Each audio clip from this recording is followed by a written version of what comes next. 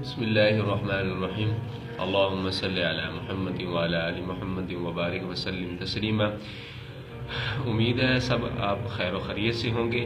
آج دوسرا عشرہ بھی شروع ہو چکا ہے اور جمعۃ المبارک کا مقدس دن بھی ہے، دوسرا جمعہ بھی ہے۔ تو یہ پہلا عشرہ رحمت کا تھا، اب یہ عشرہ مغفرت کا ہے۔ اللہ تعالیٰ سے زیادہ سے زیادہ دعا کرے اللہ تعالیٰ ہم سب کی مغفرت فرمائے، اور جتنے مسلمان پریشان حال ہیں اللہ پاک ان سب کی پریشانی کو دور فرمائے۔ تو آج ہم قرآن و حدیث اور بزرگان دین نے جو اپنی کتب کے اندر لکھا ہے کہ بے نمازی کو کیا سزا دی جائے گی، تو آپ اس چیز سے اپنے آپ کو پورا حاضر ناظر رکھیں، اور اس چیز کو اللہ پاک سے دعا کرتے ہیں کہ اللہ پاک ہمیں اس چیز سے بچاتا رہے، اپنی ناراضگی سے بچاتا رہے۔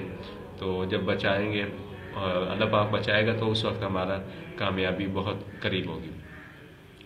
اور قرآن پاک کے اندر ارشاد فرمایا کہ جن لوگوں نے جان بوجھ کر یعنی کہ نماز کو ضائع کر دیا، عنقریب وہ جہنم کے ایک خاص طبقے میں ڈالے جائیں گے۔ تو نمبر 2 ہو یہ کہ جس نے جان بوجھ کر نماز چھوڑی، حدیث شریف میں آتا ہے اس نے کفر کیا، یہ حدیث شریف کے اندر آتا ہے۔ اور امام اعظم ابو حنیفہ رحمۃ اللہ علیہ لکھتے ہیں کہ بے نمازی کو قید میں ڈالا جائے تا وقت یہ کہ وہ اس چیز سے یعنی کہ نہ پیچھے ہٹ جائے اور اس چیز سے اجتناب کرے، وہ کہے کہ یار میں اب آئندہ کے بعد نماز نہیں چھوڑوں گا، تو توبہ کر لے، تبھی اس کو رہا کیا جائے گا۔ تو امام مالک رحمۃ اللہ علیہ فرماتا ہے کہ بادشاہ اسلام بے نمازی کے قتل کا حکم دیتے ہیں، جو نماز چھوڑ دیتا ہے نا اس کو وہ حکم دے دے کہ یہ اس کو قتل کر دیا جائے۔ تو جب وہ بادشاہ اسلام اس کو حکم دے گا تو اس کو پتہ چلے گا کہ بھائی نا نماز، ہم لوگوں کو بھی پتہ ہونا چاہیے کہ بھائی نا ان بزرگوں نے اپنی کتابوں میں کیا لکھا ہے، وہ بھی قرآن و حدیث کی روشنی میں ہی بات کرتے آئے ہیں، اور ہم بھی انشاءاللہ بات کرتے جائیں گے۔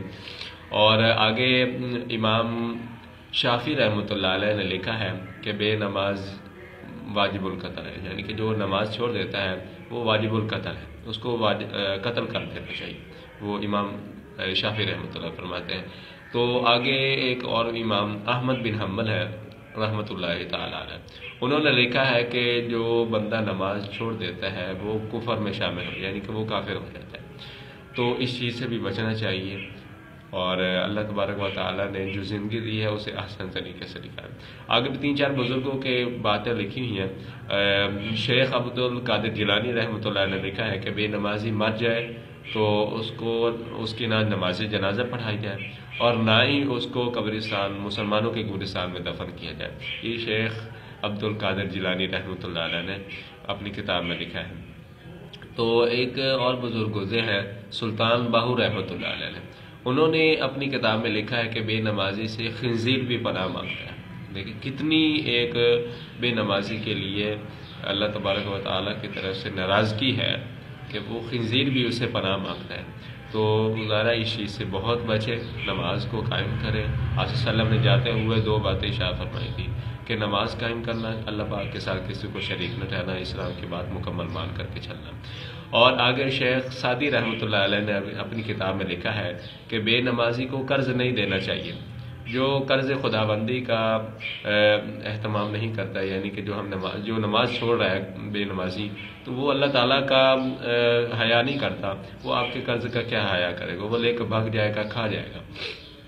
تو یہ شیخ سعدی رحمۃ اللہ ہے۔ ایک اور بزرگ گزرے ہیں شیخ فرید الدین گنج شکر رحمۃ اللہ علیہ، تو بہت بڑی ہستی تھی، اللہ والے لوگ تھے، اور انہوں نے اپنی کتاب میں لکھا جو شخص جان بوجھ کر نماز تک کر دیتا ہے، موت کے وقت اس کو کلمہ نصیب نہیں ہوتا، اسلام قبول نہیں ہوتا، اس کو اسلام بالکل اس کو چھین لیا جاتا ہے، کلمہ نصیب ہی نہیں ہوتا۔ تو ان چیزوں سے اجتناب کریں۔ اللہ تبارک و تعالیٰ سے دعا ہے اللہ تعالیٰ ہمیں ان باتوں پر عمل کرنے کی توفیق نصیب فرمائے، اور اس چیز کو آگے بھی شیئر کریں تاکہ دوسروں کو بھی پتہ چلے کہ بھائی بے نمازی کی کیا سزا ہے قرآن و حدیث کی روشنی میں اور بزرگان دین کے اندر۔ تو اللہ تبارک و تعالیٰ سے دعا ہے اللہ تبارک و تعالیٰ ہمیں اسلام کے اوپر گامزن رکھے اور اس کے اوپر عمل بھی کرنے کی توفیق نصیب فرمائے۔ علم کی بات پھیلانا صدقہ ہے، آپ اس چیز کو آگے پھیلائیں، اللہ تبارک و تعالیٰ ہمیں عمل کرنے کی توفیق نصیب